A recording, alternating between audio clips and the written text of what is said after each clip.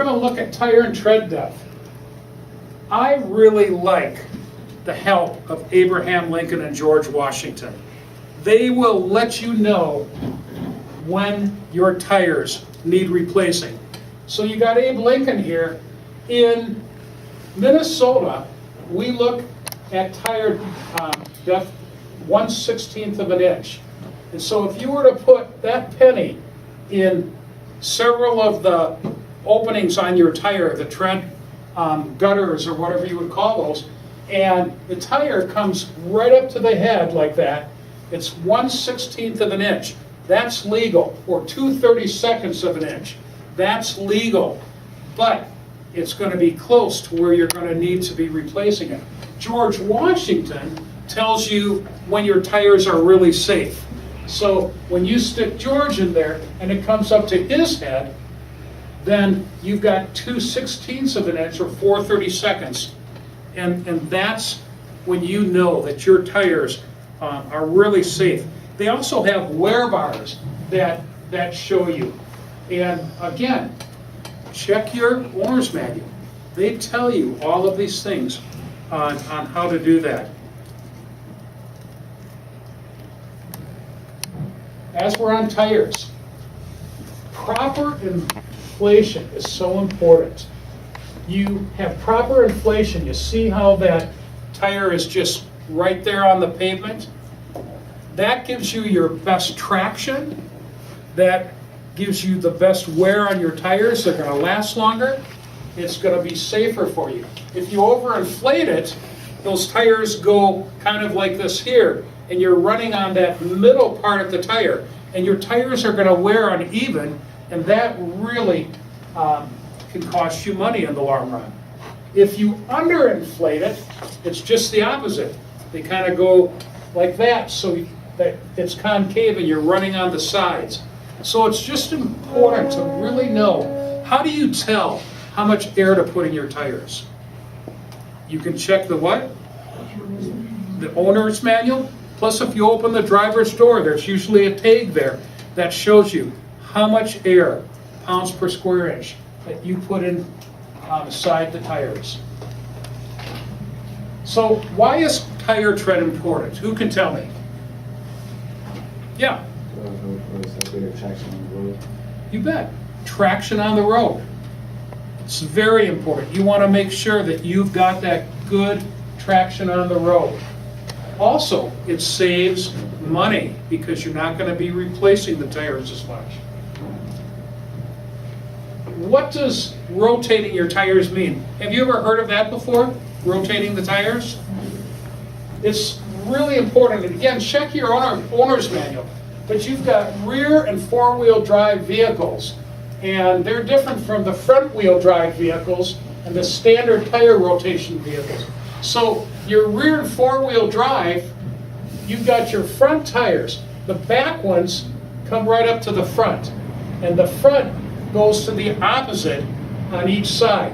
And the reason you do that is because it helps you to get even wear on your tires and makes them last longer. If you never rotate them, they're not going to wear evenly, and so that's why you rotate your tires. Front-wheel drive cars, the front ones go to the back, and the back ones, just the opposite, go up to the front on the opposite sides. And again, your owner's manual will tell you how to do that.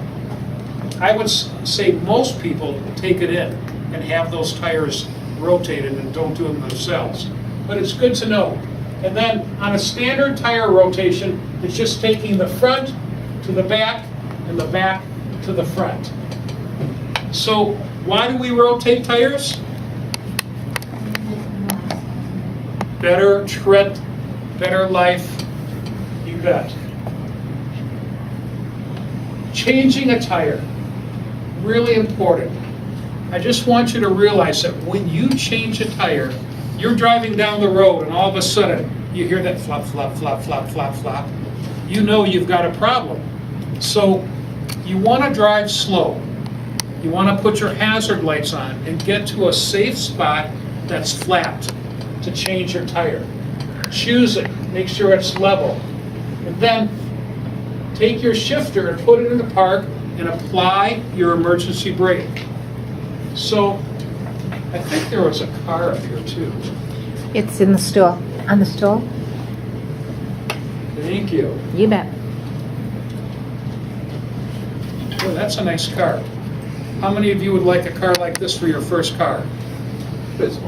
We may like it, but you'd find, boy, that might raise your insurance rates a little bit. So anyway, you want to choose a safe place.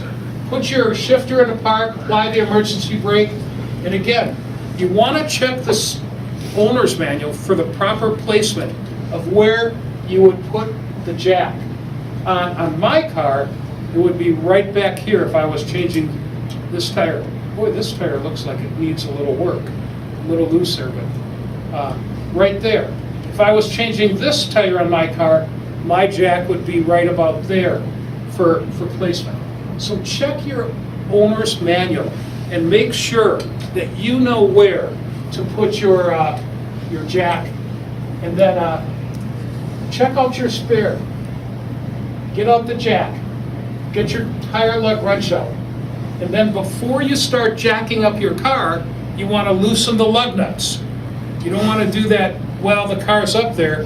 Why? Because it could really shake your car and maybe the jack would twist and get off and cause a problem. So before jacking your car, loosen or crack loose the lug nuts. Remember, lefty loosey, righty tighty.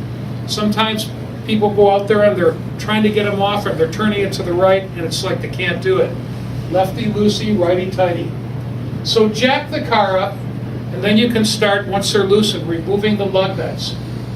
If you get the lug nuts off and you can't get the tire off, give the top of the tire a kick and that might loosen it up. If that doesn't work, put the lug nuts back on loosely, let the car down and kind of grab that bumper and shake it a little bit, and that could loosen it up for you as well.